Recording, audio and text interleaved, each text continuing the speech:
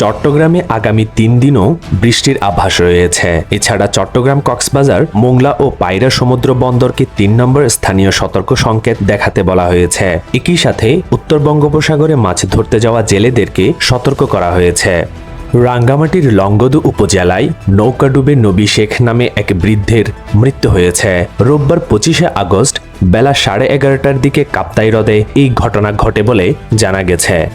খাগড়াছড়ির রাঙ্গামাটি সড়কের নানিয়ারচর উপজেলার ঘিলাচড়ি ইউনিয়নের ভুইয়াদমে একটি যাত্রীবাহী বাস নিয়ন্ত্রণ হারিয়ে সড়কের পাশে উল্টে পড়েছে।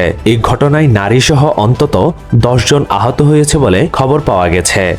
সীতাকুণ্ডে সিএনজি চালিত একটি ট্যাক্সিতে আগুনের ঘটনা ঘটে, এতে চালক আহত হয়। ফায়ার সার্ভিস বলেছে সিলিন্ডার লিকেজ থেকে আগুনের সূত্রপাত হতে পারে।